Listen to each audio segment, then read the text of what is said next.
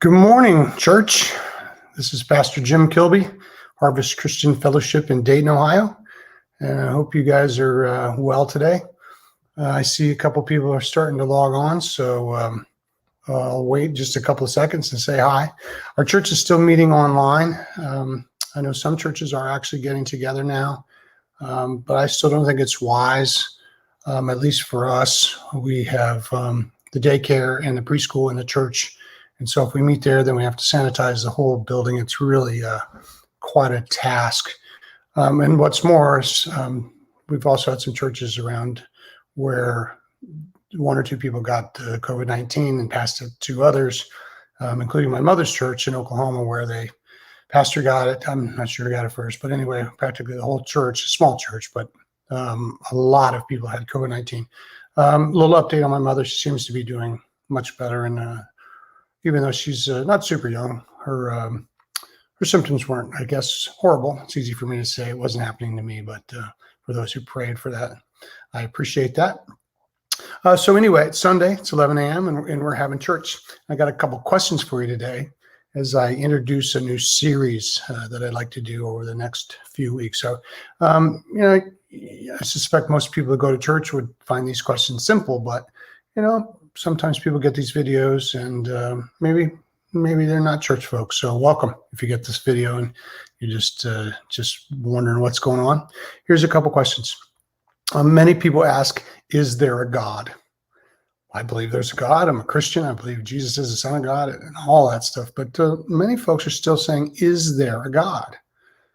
And wondering, how we got here. And, if this being that calls himself or herself God, does he even care? Does he care about us? Are we here on this big spinning ball of mud and just left here? Or, is he intimately concerned with the affairs of man? Are we here for a reason? Are we born for a reason? Is it random? Is it a plan of God, like I preached last week? How did we get here? I mean, is the Adam and Eve thing real, or is what we learn in schools maybe about, Cro-Magnon man and evolution from probiotic soup? Is that the real story?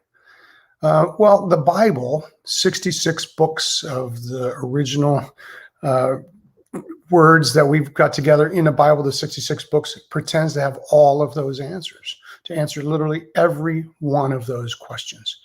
And so every human is basically left with that thought. Can we believe what's in the Bible? Can we get these answers to the questions we have from this book? Can we take it and make it our own and learn it? Or can we just choose to go on and do our own thing and make up God any way we want? And yes, we can. You can just choose to ignore it and choose to live your life in a vacuum without a God in it, if you think you can do that. But if it is true that God has spoken to man, if it's true that God has reached out to us and given us these answers, if he's told us who he is and who we are and how we got here and why we're here and how much he loves us, if all of that's true, then this Bible that we have, the 66 books, tells us many things that God does not appreciate and that God does not approve of, and that our actions run counter to what he teaches and his ways. And he actually goes so far as to call a lot of what we do evil and wrong. And he says these things because he knows that we get hurt when we do these things. Some of the things that God says are wrong have become not only the things that we accept in our lives or the lives of the people around us, but God says things are wrong and we not only do them, but we celebrate them. We basically say God is wrong and we're right. And I hate to say it, but even in the church of Jesus Christ, we do a lot of things that are absolutely against what God would say. And, I guess maybe we're so woke now that maybe we think better than God, or we know better than God. But God has a message for us. And so I want to share just a couple of verses today as I kind of set up this series. The first one is Isaiah 5, 20 and 21. Woe to those who call evil good and good evil, who put darkness for light and light for darkness. Whenever you hear woe, God is saying warning, caution. Bad things are going to happen as a result of you doing this. So those who call evil good and good evil, if you will, and who put darkness for light, God says, whoa, this is not a good thing. I would go on a little bit further and say that in this 66 books of the Bible, Adam and Eve were the first people, obviously, but they're also the first people to become woke. I'm going to use that word a little bit because when they got woke, Satan comes to them and says, did God really say, starts questioning God. Did God really say, if you eat from this tree, you will die? And he makes God kind of out to be a liar. And he's saying to Eve, if you eat from this tree, you'll be like God, knowing good and evil. You'll know good and evil. And so she saw the tree was there and she thought it looked good. And the serpent, Satan, Lucifer, if you will, is tempting her and tricking her, really. And so she eats, and she also gave to her husband who was there with him, and he ate.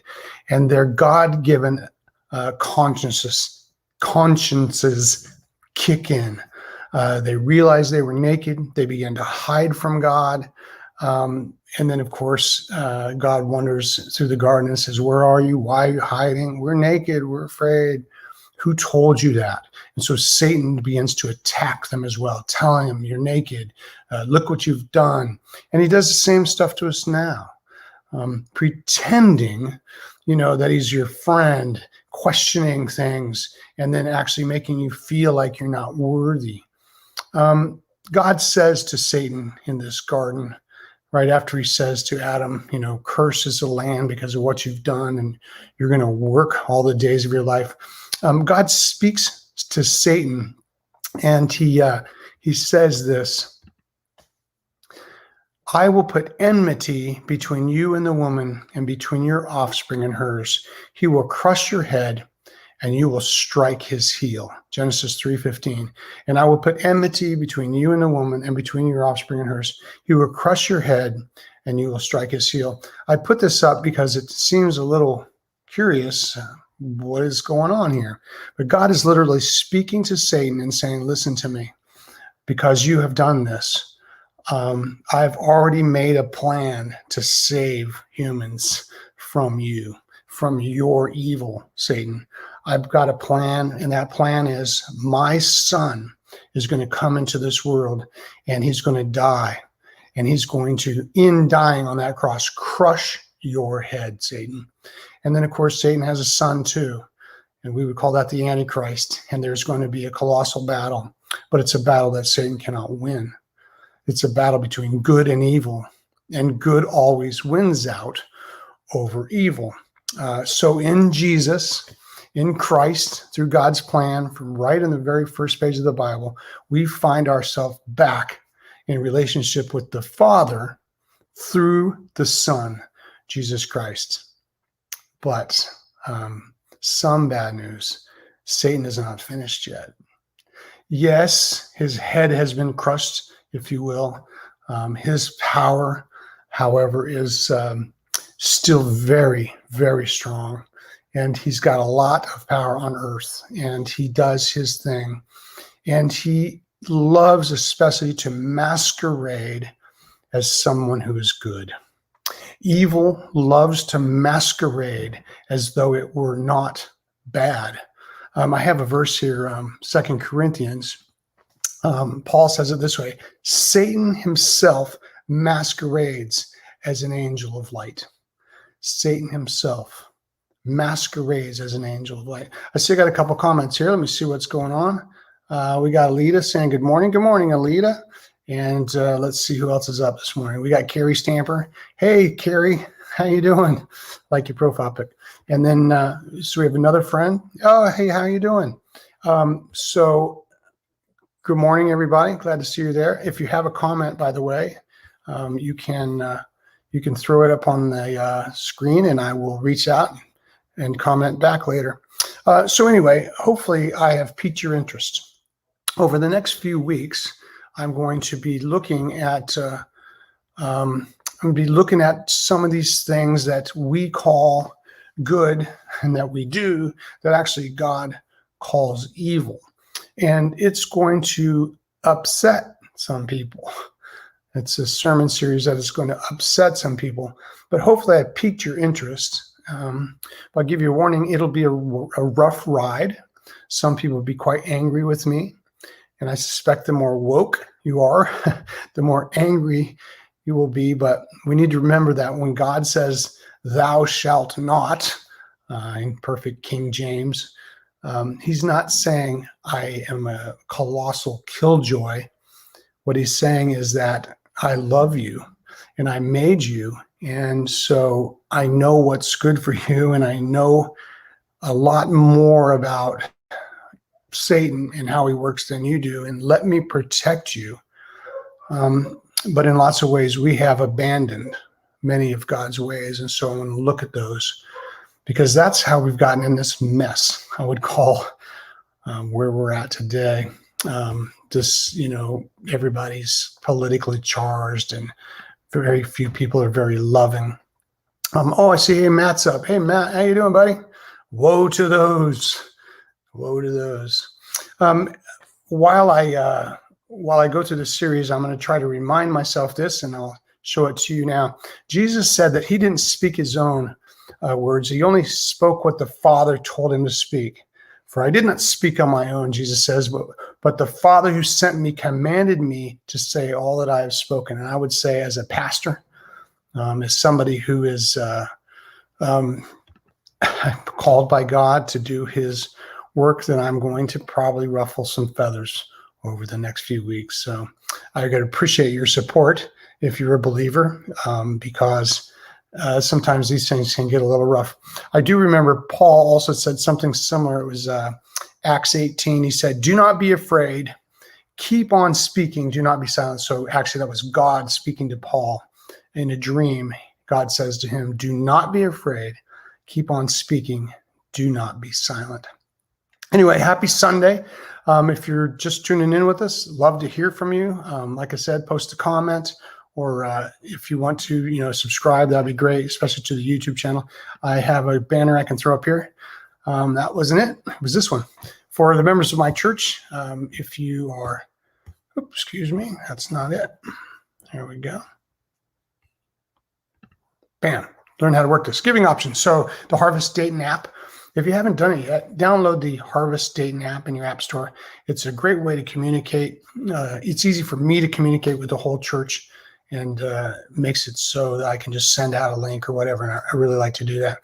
Or you can jump online to the church website, harvestdayton.org. We have Venmo, and it's not really about the money. It's just about us, worshiping, sacrificially giving to God helps us to draw close to him. Anyway, there's other options, text or snail mail, things like that. Also, would you do me another favor?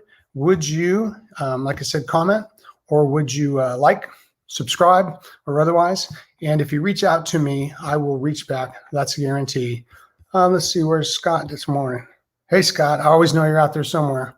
I will be back next week talking about something that is going to make people maybe a little angry.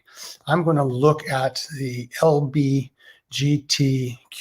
plus trans, non-binary, cisgender situation that we find ourselves in the United States of America today, and kind of look at it from a biblical perspective, what God says and how he thinks. God bless you, especially close members of my church. I miss you guys. See you soon.